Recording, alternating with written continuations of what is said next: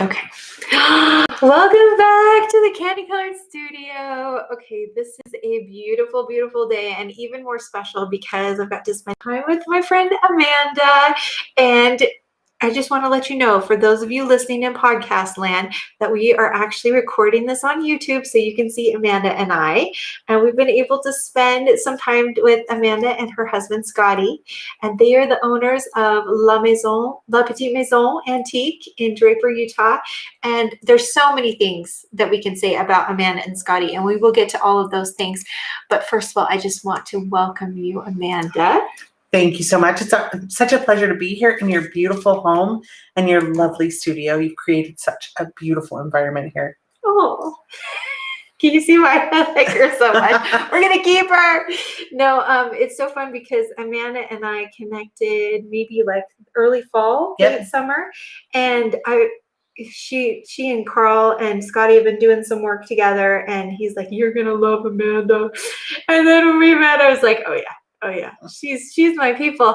And we've been trying to do this episode for a while, and we're just like, this is like the best thing ever. And I think it turned out for the best. So we're really excited. But yeah, so let's just jump right into it. There are so many things that I want to ask you, but why don't you tell everyone just a little bit about yourself, your family, whatever you want to share.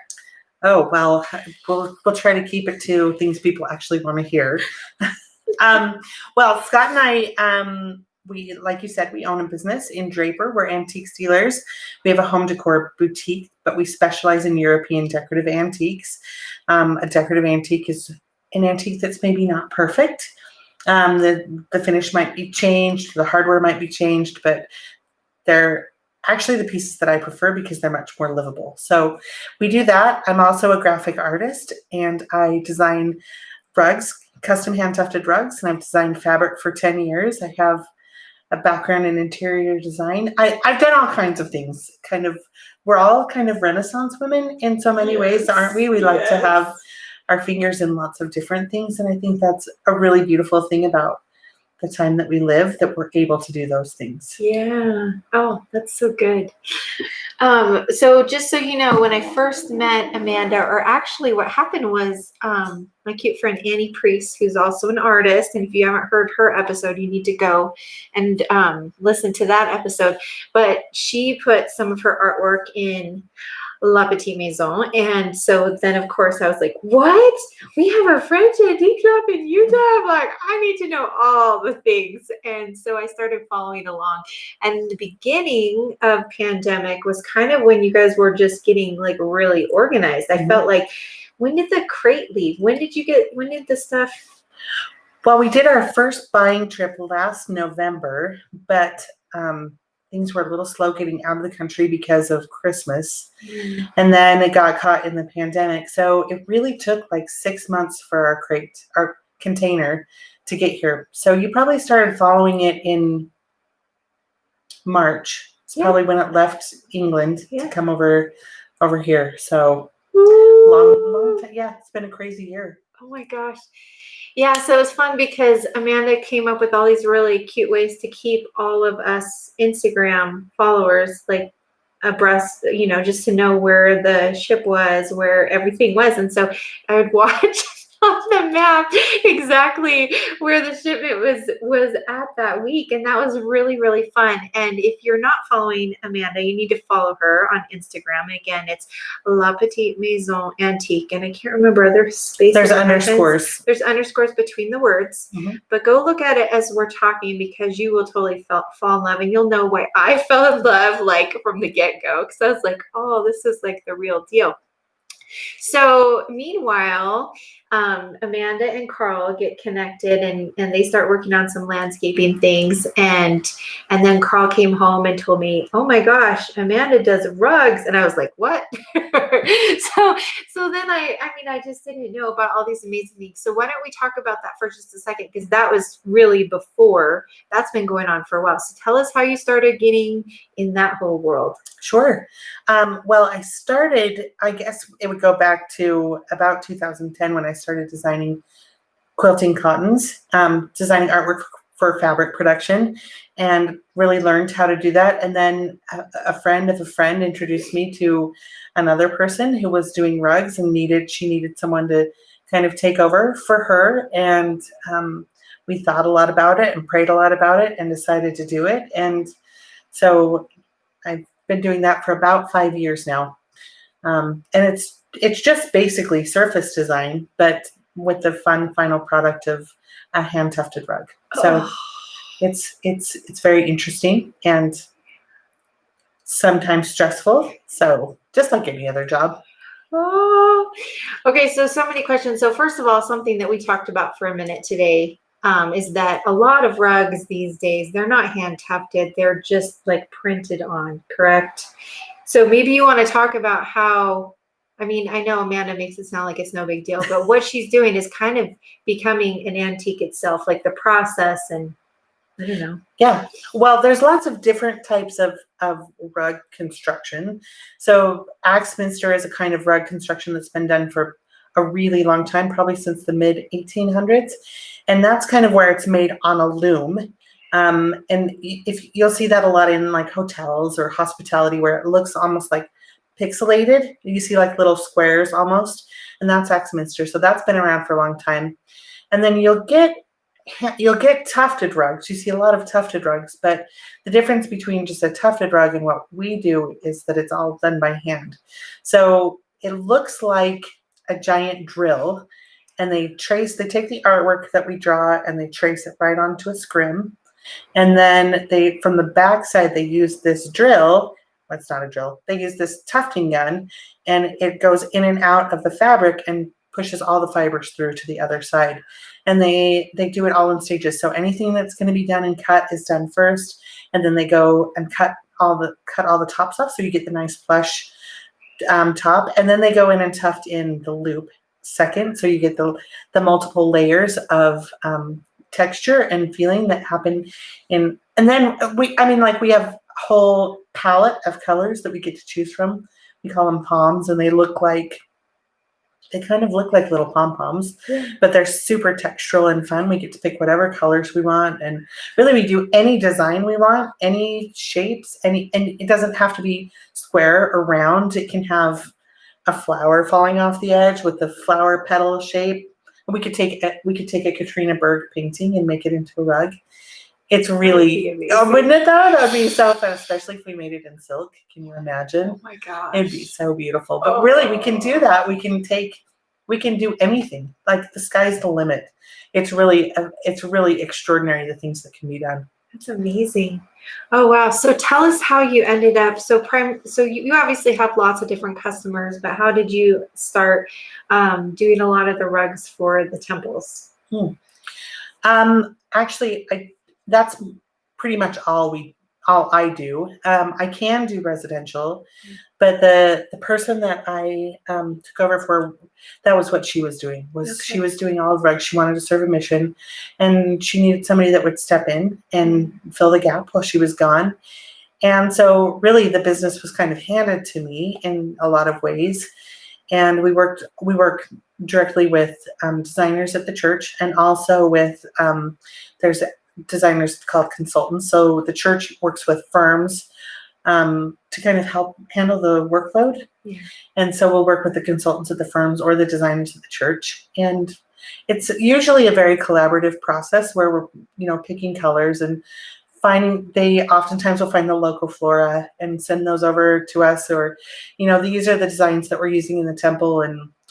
But it really was just, I don't know if everybody believes that their life has a path, but I feel like this was put in my path for a reason, and it was just kind of handed to me in so many ways. So it wasn't like I was out searching for the right thing to add to my life. It just kind of dropped in my lap.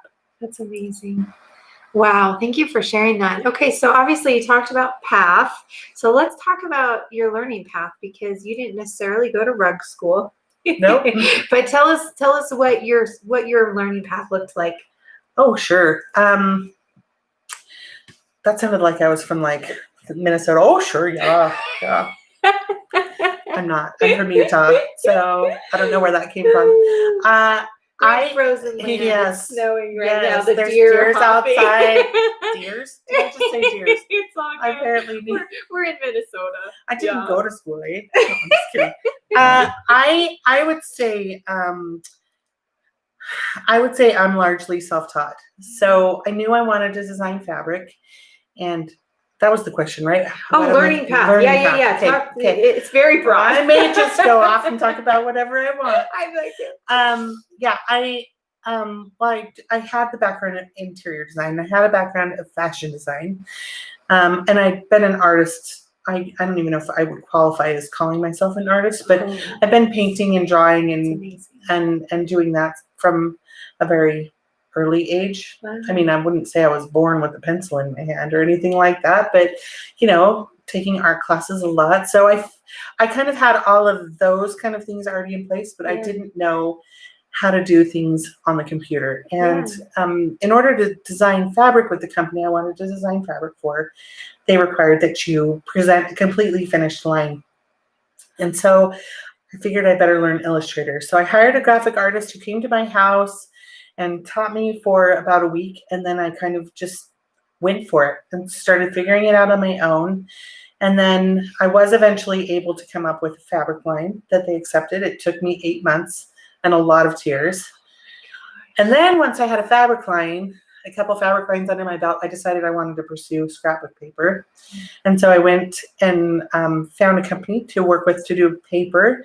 And when I found this company, I met a good friend. His name is Douglas, and he had gone to school and had his degree in graphic art. And he became an instant mentor to me, and he would spend a lot of time helping me to correct my files and teaching me, instead of doing this, why don't you try this? And he was very patient and really just so, he knew so much. And I started to see the potential of the program and the things that I could learn and the things that I could do and the speed at which I could do them, because he was all about workflow and he taught me all the shortcuts. So I feel like even though I didn't go to school and get an education, I had some of the best teachers that helped me along the way. And he was definitely a blessing in my life at that particular point. If it weren't for him, I wouldn't be nearly the artist that I am today. So that's amazing. Yeah, I think that sometimes that can be, I would never say more valuable than a college education, because I think they both have a time and a place. Yeah. But for me, it was exactly what I needed. Yeah. So thank you so much for sharing that. Yeah, I think you're right. I think that it's real easy to think that we have to get everything from school, but not everyone's path is going to look the same. And I do think that there are a few people that come out of college and feel like they really had a really deep connection or a mentorship. One of my best friends, she graduated in painting, and she did have a good mentor that she still talks to all the time. He's like a father figure for her, but not a lot of us came out of it with like a mentor. Do you know what I'm saying? So I think that in a lot of ways, it's such a gift that you had that. And I love that you have, and gumption is a really good word that I could choose to describe you as obviously a person, a friend, but also, just in your learning path. And I think that a lot of times we have to just be willing to get good and dirty to make things happen, right? And it looks like you were willing to put in the time and effort to figure it out, which is amazing. So what kind of advice would you give creatives finishing high school, or even just right now during pandemic, trying to find the new part of their path? Because a lot of times for so many of us, we're not just going to do one thing our whole life. We'll do lots of things. So what kind of advice would you give them? Would you say go into debt to go to a fancy design school, or intern, or take workshops? I mean, what kind of advice would you give? I think I would personally love to I would love to be able to say I have a degree, and I don't, even though I probably have enough time in college to have qualified. I don't really know how that works, but I went to school a lot, but I never came out with a degree, and that makes me sad. So I think if you really feel like that's an important part of your path, that you should pursue it. And I feel like maybe the most important thing that all of us can embrace is the idea that it's okay to be a beginner.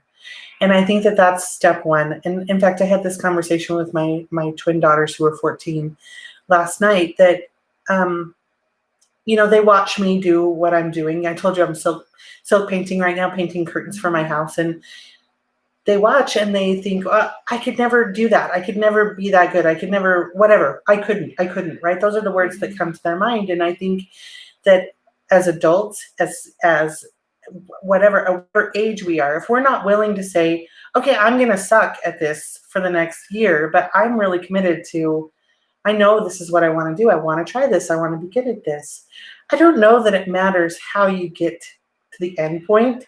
I think what matters is that you start with the idea that if I know I'm going to fail, I'm going to fail 1,000 times between now and the time where I'm going to feel like, yeah, I've got this, but I'm going to be okay with this idea. And maybe fail isn't the right word. I know I'm going to stumble. I know I'm going to, and fail seems maybe a little absolute, but it's going to be messy. Yeah, totally. I'm going to cry. Yeah. I'm going to feel bad about myself.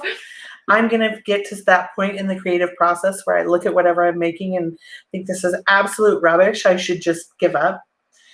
But I think the idea is that, you have a goal, you set your sights on something, you work towards it, and you're willing to embrace all the parts along that path, whether that is in school or whether that's with a mentor, or, for heaven's sakes, you could learn anything you wanted to on YouTube.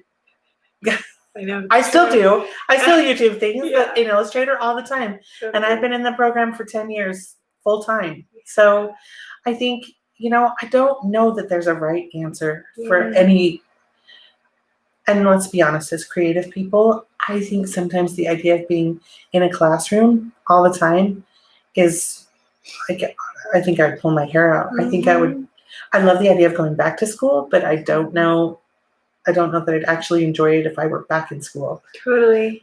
So I think, find your path, find what feels right. For me, the best way for me is one-on-one learning. I learn really well if I have one person teaching me and I can ask the questions that I want to know the answers to. Yeah. But for some people, that's not the best way. Totally.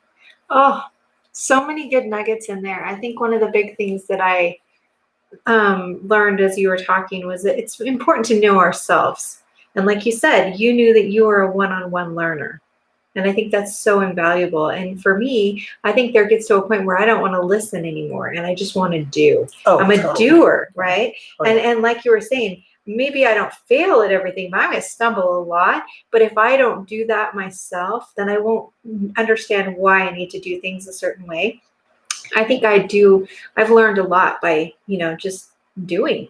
Right. Mm-hmm. So I think just figuring out, and that's kind of hard. Sometimes that's hard for us to know, those early days of college, but the more that you can get to know how you learn and how you like to process information will totally help you. And I loved your idea of just the beginner.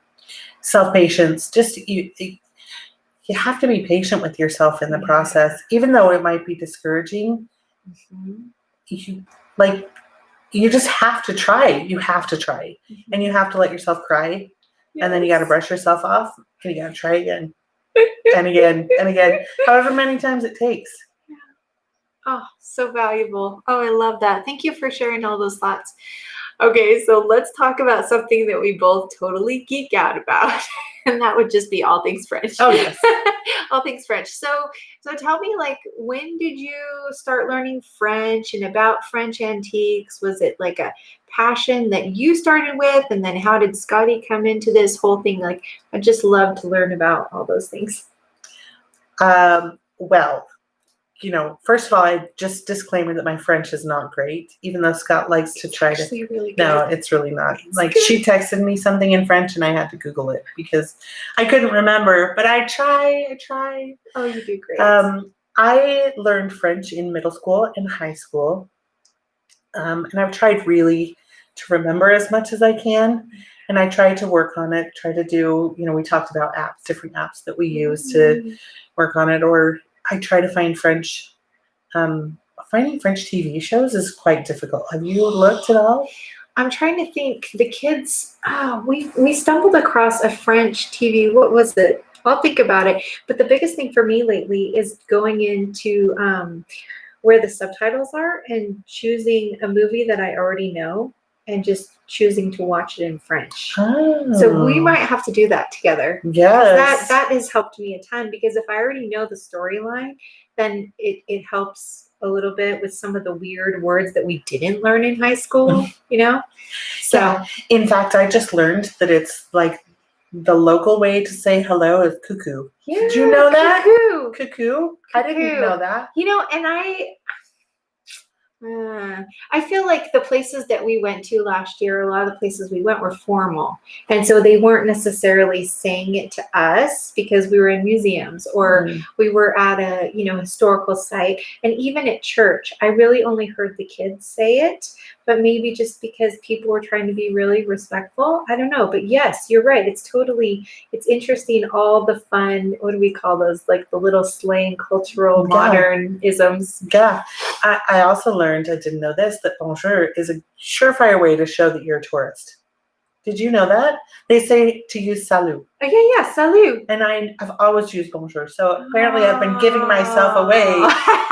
That's okay. As though my accent didn't do it for me. No, that's not true. But it's an excuse for us to go back. Always. I don't need an excuse. Like just, and we were also talking about how it's my France and it's your France, that sometimes there's this funny thing that happens with Francophiles, that we become so possessive of a country that's not even ours and all things associated with that country that, it's almost like when someone talks about France with so much love, you're like, but you don't love it as much as I do, It's such a funny, and that's the only thing I sense that about in my life is France. Yeah.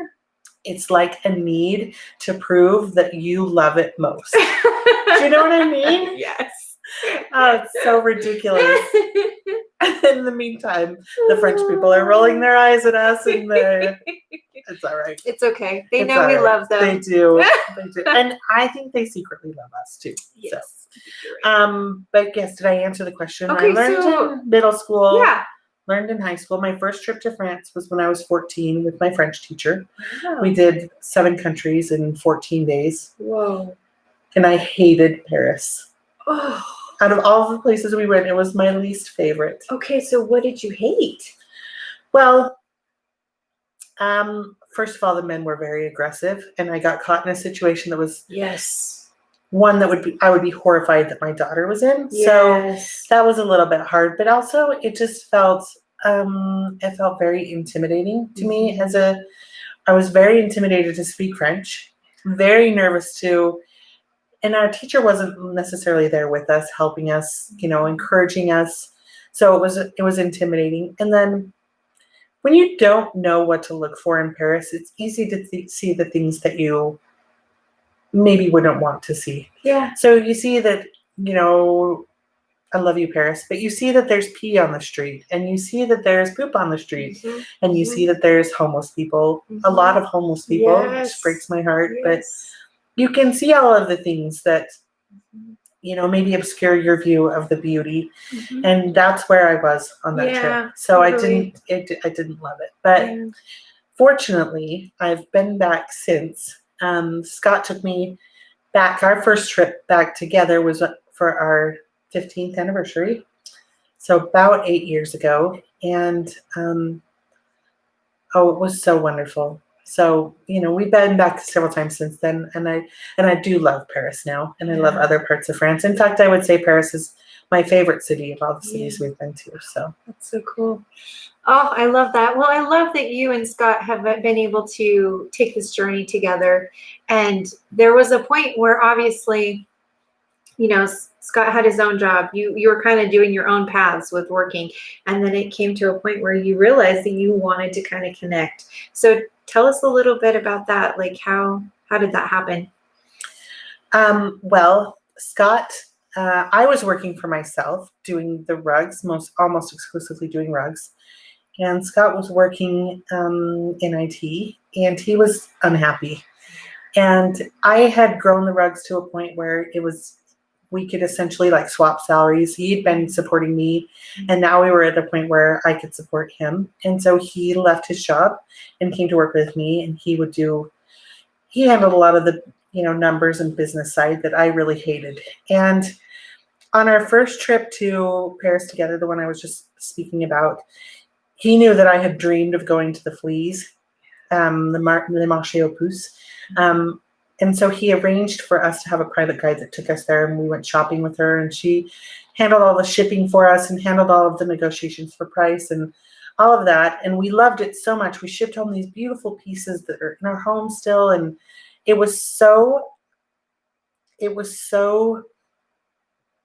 there's a word that I can't come up with right now, but it was just so magical and so perfect for us. And so for years we talked about, someday we just need to do this. We just need to start a business doing this. And Scott had been working for me for almost a year, I think, something like that. Last fall, he looked at me and he said, why are we not just doing this? As we're sitting about this far away at our desks working, he said, why are we not just doing this? And I had no good answer. So we decided that we would do it. And honestly, the next day, a mentorship showed up for us. And within like a month, we had our first trip booked. And then within like 6-8 weeks, we were on our first buying trip. That's amazing. And it all just happened so quickly. And working with your husband is really wonderful. Mm-hmm. It can be hard sometimes, but for us, it's really great. Mm-hmm. And I feel like what we've been meant to do for a very long time. Mm-hmm. Well, I have to tell you some other fun things about why I love Amanda and Scott so much is that, so first of all, you go on and you see La Petite Maison Antique, the Instagram, and you see all the beautiful shots, but then you dive a little deeper and you see the Frenchy Friday episodes, which come out every Friday, which are absolutely amazing. And Amanda's always so good to just like give you all the background, give you the historical significance. Like she really does her homework, and it's such a pleasure. It's the thing I look forward to the most on the weekend. But the other thing that I love, and as you're following her, you will see these fun, hilarious videos between Amanda and Scott. They might be about butter. They might be about pie. They might be about ghosts. There's all kinds of fun things in there, but you can tell that you love to work together. And I know that this is not the situation for everyone, but if you are like Amanda and Scott and you feel like you've been waiting your whole life to somehow get to this point, take them as an example and just go for it, because we don't know how long we're going to be here. We don't know how long we're going to have the opportunity. When's that window going to close? And you'll never have that opportunity to spend that time together. And just to see, like, you guys are just so fun to watch. And I always just giggle, and it's amazing. And I think that when you have that type of relationship, it just goes throughout the whole business. And it's a very joyful place to go to, La Petite Maison Antique. It is. They've always got really fun things going on there. And I just think that, again, it's really important to enjoy what you're doing. And you guys have figured out how to enjoy this. And I think that that's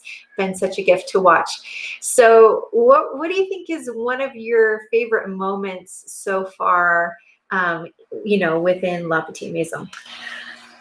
Oh my goodness, that is a hard one to answer. Hard one. And it's only been like 9 months. 6 months. 6 months. 6 months. Six Can you official. believe that? 6 Oh. months. My favorite moments. I would have to say there's actually been quite a few of these that have happened, but it's the same sentiment each time.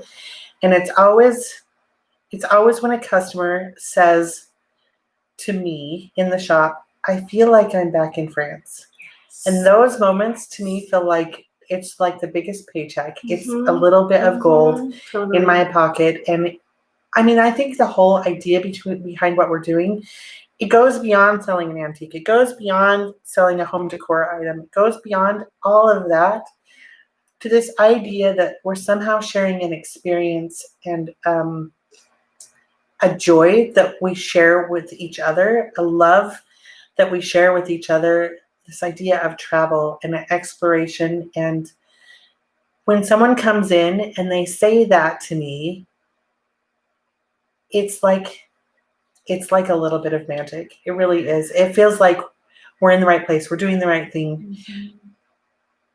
I want people to feel like being in the shop is an escape, that it is a reminder of something so much more beautiful than what life is right now, especially in the middle of a pandemic when we're trapped, right? Coming to the shop should feel like you're being transported. And so when someone says that to me, those are the best moments. Those are really my favorite moments.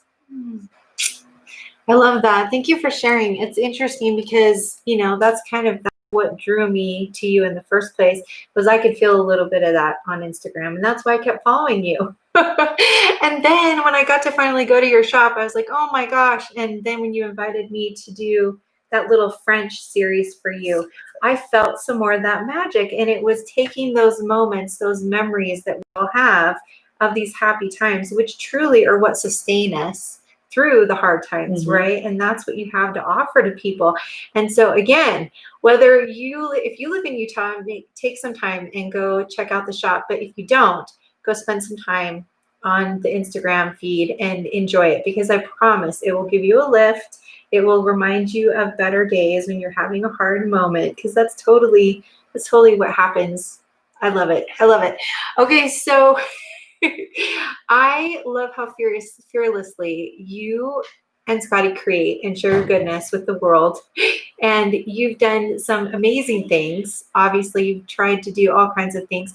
But I feel like there's a lot of creatives out there that get overwhelmed with this idea of putting themselves out there. And I kind of talked about how you and Scott, you have this special relationship. You're pretty, you're not afraid of being who you are. And that's a gift. But I think a lot of people are overwhelmed putting themselves out there. Now, I guess the question would be like, what kind of advice would you give them? Where do they start? Because obviously you're good at starting. You're good at jumping in and getting messy. So what has worked for you, and what suggestions would you have? I think I actually have spent a lot of years being afraid of all of those things, especially when you're faced with the whole idea of Instagram and this idea of like, oh, I need to have followers. I need to have people like me. I have to fit a certain mold. And oh, look at so-and-so over here who just showed up and they have 20,000 followers. And I've been working at this for 8 years and I've got 200, right? I mean, that can be a really real feeling. And it absolutely was for me. And I think that's something that I've really struggled with a lot. And when we started this business, I really struggled with that too. The idea of like feeling like I needed to be something. And I think that as creatives, we have something wonderful inside of us. I feel like it's such a beautiful gift that we've been given to be able to create stuff. I think it's the ultimate gift, truly. I do. And I think that, really probably what we've all created is beautiful and wonderful. Not everybody's going to think so, but it still is a really wonderful thing. And I think that the difference I've noticed for myself from other things that I've done where I've tried as well to put myself out there, and this is that this time I'm just me. I'm not trying to be anybody else. I've let go of the whole idea that I want to be this certain person on Instagram or social media. I've just let go of it. And I'm just going to be me. And you know what? People like it. They love it. People like it. And I think that was completely shocking to me at first, that, oh my goodness, I just did a video in my pajamas and look at all these people that are talking to me about it. And maybe people don't want me to be like, maybe I don't need to be like a supermodel, right? I'm never going to be, let's be honest, but that's okay, because who I am is enough. And I'm, I'm finding that out now for the first time in all of the things that I've done. I'm finding that people just want you the way you are. I love it. You don't need to be anything else. Just be you. Yes. Oh, thank you so much. That was, I think we all needed to hear that today. And I think that right now more than ever, it's just really hard for us to, it's hard to put ourselves out there. But you're right. If you're going to do it, you might as well put the real you out there, because it's too hard. Life is too hard already to try to be something that we're not. And by the way, you're absolutely stunning. Every way. It's absolutely true. It's absolutely true. So we got to go down. Carl and Anna Claire and I went to the tree lighting. They have events all the time, you guys. It's so much fun. You just have to go. But we went to the tree lighting, and they had hot cocoa stands, Les Maisonnettes.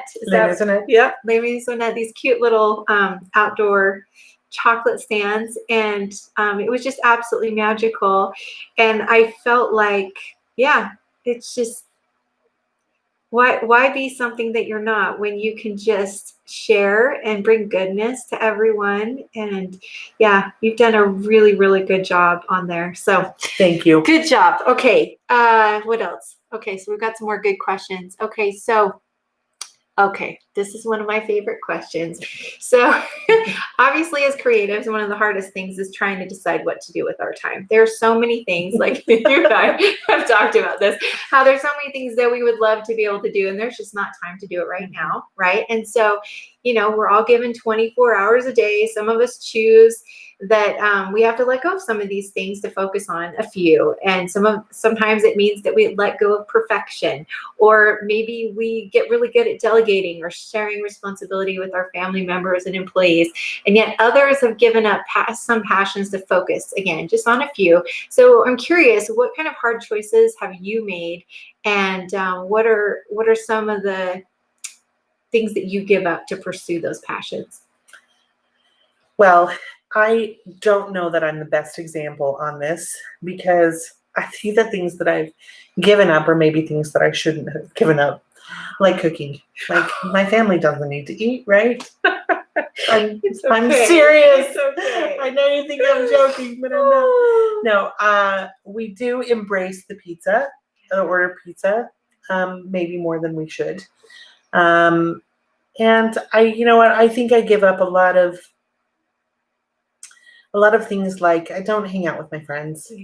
I don't go to movies. I would rather stay home and work on the things that bring me a lot of joy. And we do those things on occasion. We go out to dinner every once in a while with friends, but really I've given up a lot of my own personal free time to pursue things that really bring me a different level of joy. And I sadly think I've maybe given up some family time but my kids are a little bit older. It's a little bit different. Yeah. And now we're getting to the point where they're really getting involved. And I hope long-term that they're really involved.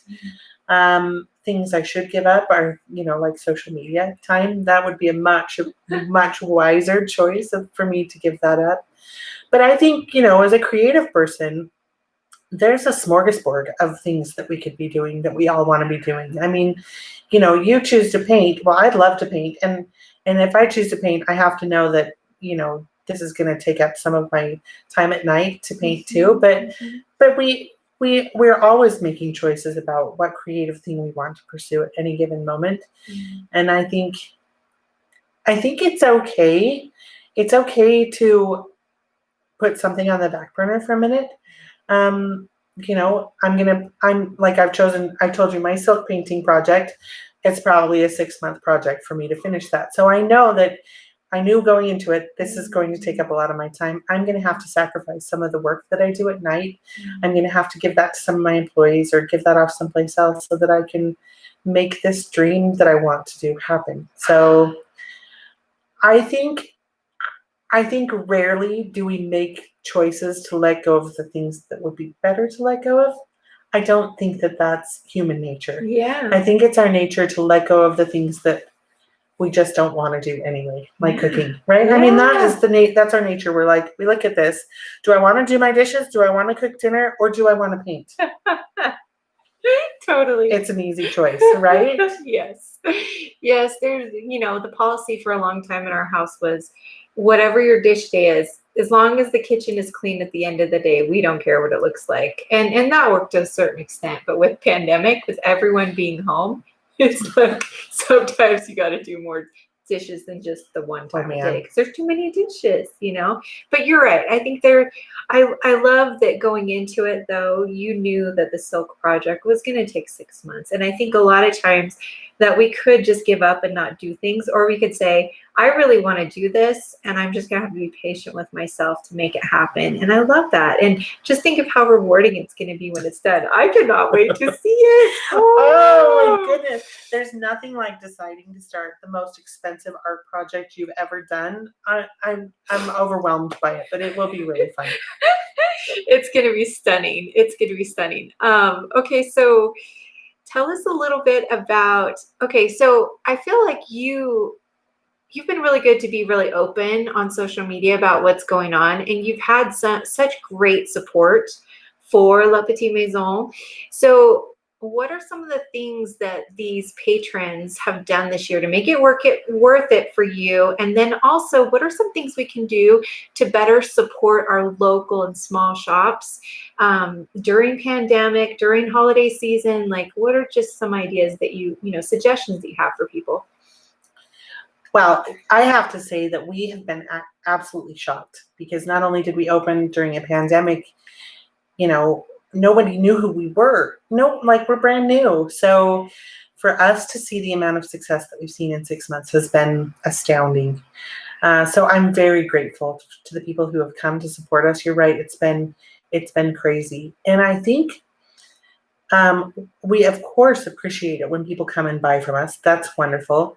But what we really love, even above that, is when people share about us. So every small business has some way that they're getting their name out. For many small businesses, that's social media. For us, it's primarily Instagram. And I would say that 95% or higher of our customers come to us because they found us on Instagram. So the best thing that you can do for a small business is to talk about them, to share about them, to express, to your friends, hey, have you seen this shop? Because we're little, we're tucked out of the way, we're not the easiest to find, which we love and we hate both at the same time. So sharing with people, helping them to find you. We have this really great customer who has become a good friend, and every time we do anything, she comments on our post, she saves our post, and she shares our post. Wow. And I think it's a very kind, generous way for her to help. She obviously buys a lot from us as well, but she's always really consistent at those three things. And I know that because she's told me that, but also because I see it in our insights, right? And I think that is so generous and super touching to me that she would take the time to do that for us. So, I think that is maybe number one for us, is to share. Oh my gosh. That's amazing. I'm so glad that you said that, because I think that, we say like and comment, but saving and sharing is so valuable. And so I'm going to give us all a challenge. Anyone who's listening today, pick 3 small businesses. They could be local, they could be someone that you just know online, and take this La Petite Maison Antique Challenge. And again, 3 businesses, and like everything you see, comment, save them, and share them. You can just share them on your stories, wherever you feel comfortable. There's just the little folded airplane, the little paper airplane. Yes. So I could send a post to you. You're right. You don't even have to just send it on stories. You don't have to share it on your stories. Just send it to somebody. Send it to someone. You could even send it to your other account. Yes. Oh, I love that. I love that. This is good. This is good. And just think about it. If everyone did that for 3 people, and maybe you say every week, I'm going to do it for 3 people. It doesn't have to be the same businesses. But if we were all doing stuff like that, would we need stimulus packages? We probably wouldn't. I don't know. I'm not an economist. Well, I'll tell you what. We did a post and we promoted the post, but it got so much activity for our tiny, tiny little business, right? Mm-hmm. We have we got 2,600 followers, but this was probably almost 1,000 followers ago. We had 85,000 views on one post, and it was because because of all the sharing and sending, and Yeah. obviously the promotion helped too, but the number of times that people shared it, Wow. it was really impressive. So I know it, and we had a crazy November, and I know it was because of things like that. So Totally. Oh, that's so cool. Yeah, so Amanda and I, we've created this collaboration. If you're not familiar, so I created a special series just for Amanda and La Petite Maison Antique, and it is a Paris series for her Paris Christmas. And so there were Eiffel Towers, Notre Dame. There were also what I call mapstracts, so some abstract maps of a couple different places. There was Ile de la Cité where Notre Dame and the Louvre is right there, and then I also had some of the Tour Eiffel and some of the other museums that are nearby. I think the Arc de Triomphe was in that one, but anyways, the point is it was really, and of course, what is it called? Famille, help me out. La Mère de Famille. And that's a really, really fancy like grocery store. It's like, you can't call it a grocery store. It's like a specialty shop. Anyways, the point is that I did a little storefront of that. And this was all in the series. So just so you know, there are still 3 available. There are 2 Eiffel Tower and 1 mapstract. And I'm guessing that it's of the Tour Eiffel. Is that right? Yep. So we decided those are the 3 that are left. And so if you're interested, you can just direct message Amanda. And yeah, just enjoy that. But there are lots of artists in the store right now. We have Tristan Leach. Yeah, there's 1 or 2 of his. 2 of his, a couple of his, and then Annie Priest and Holly Yoho. And Carrie Hammond. And these are some all local artists, all amazing people, beautiful styles. Everyone creates different things. I think you will love it. And so when you go, you not only get to see these incredible antiques straight from France, but you also get to tie it in with some local artists and all original work. And so it's really, really fun. So tell us, like, what are you've got some projects in the works. I don't know if there's some of them that you don't want to share, but the santons, that would be fun to talk about. Yeah. Any projects you have on the horizon, would love to hear about them. Yeah, so santons, we're doing 12 months of santons next year. And santons were created during the French Revolution. Do you know this story? I know a little bit, but I think you know a lot more than I do. So during the French Revolution, chapels were closed. Robespierre made, like, his reign of terror was like worse than a lockdown, right? So like no church, no worshiping, none of that. So the people in the south of France wanted to find a way to continue to worship. And so they couldn't put out their creches because of fear of what would happen. So they created all of these figures that were provincial figures. So you even have like, which artist is it? I'm telling you, I've lost words. Shoot. Anyway, you have like the little girl holding lavender, and you have the little girl holding the bundle of sticks, and you have the camel boy, and you have the camel, and you have all of these little santons that hide the baby Jesus. And at first when I saw it, I was like, why? Is it Cézanne? Cézanne, yes, that's what it is. Okay. I was like, why did they think the baby Jesus was born in the south of France? I couldn't figure out why. But it's a really big thing in the south of France that each church puts up their own creche with their own santons, and you go in and they take donations, but they all make all their own santons. And so we're doing, they're little, they're only 6 millimeter, I think, but they're terracotta and they're made in the south of France. But to buy a whole set can be a little bit pricey. So we thought we would spread it out over the whole year. So each month you buy one piece of the creche, and then at the end of the year, in December, you get the baby Jesus, and then you have your whole beautiful creche. And then next year we'll probably bring in different figures so you can continue to add, because really there are many, many people in the creche. So lots of different santons. Like, I think there might, I don't know how many this particular collection has, but all of the ones that we've sent have over 100 people in them. So they're extensive. Another thing we're working on is we're hoping to do a little baking collaboration in February with some custom baking supplies Nice. and a particular influencer that we haven't agreed on everything, so I won't say any. I won't say I'm yet. down low. But we're always looking for more things. We always want to work with. You don't have to be an influencer to work with us. We don't care about that. We just want to work with people who are interesting and who love what we're doing, so that we love working with the artists. We love, one thing I'd really like to do is a mini show of mini paintings. Love to do that next summer. But we have this tiny little shop, but this huge yard, so we'd love to work with other people too and create beautiful magic together. Oh, I love it. Oh, so much magic. This is so exciting. Okay, so yeah, so many good things. Okay, few ways for people to find you. Obviously, follow La Petite Maison Antique on Instagram, and then Amanda has an email list that you can get to on the website, and the link to the website is in the Instagram handle. But it's also it's shoplpma.com. Perfect. And I will link to that in the show notes. I'll link to the website, the email list, also her Instagram. Is there anything else that we should link to? That's it for now. Isn't it amazing? It's amazing what you can do in 6 months in a pandemic. If you've been feeling oppressed these past 6 months, just keep listening to this episode. And I promise, Amanda, or even better, go to the shop.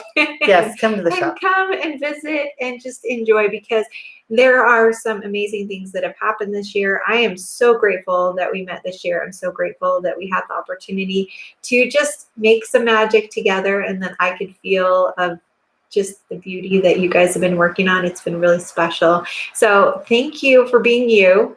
Thank you for sharing all this today. You're absolutely wonderful, and I'm just so grateful to know you. I feel the same about you. Could not have come at a better time. So grateful for this connection. Your Paris collection made my whole Christmas at the shop. It's just been magical. And I'll never forget how excited I was when you said yes. So, here we are, a brand new company, and this amazing artist that I had great respect for said yes to working with us. That was a treasure. So thank you for that. And thank you so much for having me today. It's been so fun. Oh my gosh, it totally has. And how do you feel about having a little French conversation? Oh no! And you guys, Zut alors! Zut alors! Peut-être on peut parler juste un petit peu pour notre entendre, je ne sais pas, pour le podcast, les personnes qui peuvent entendre. Peut-être les petites questions. Combien d'enfants? Est-ce que tu as combien d'enfants? J'ai 3 enfants. J'ai un an qui est 17 ans. J'ai 2 femmes qui est, comment on dit, 15? Oh, 15 ans. 15 ans. 15 ans. Il y a 3. Et aussi mon mari qui est aussi un petit enfant. Sometimes. Oh! How do you say sometimes? Quelquefois. Quelquefois. Quelquefois. Oui. Mais... D'accord, quoi d'autre? Quelle est votre couleur favorite? Oh. Toutes les couleurs. Oui. Mais... comment dit-on lavender? Violet. Violet. Violet. Je n'aime pas le violet. Oh oui. Elle n'aime pas le violet. Moi aussi, j'aime toutes les couleurs. Ou tous, je ne sais pas. Tous. Quoi d'autre? OK. Quelle est la ville préférée sans Paris, mais en France, une autre ville favorite? J'aimerais Aise.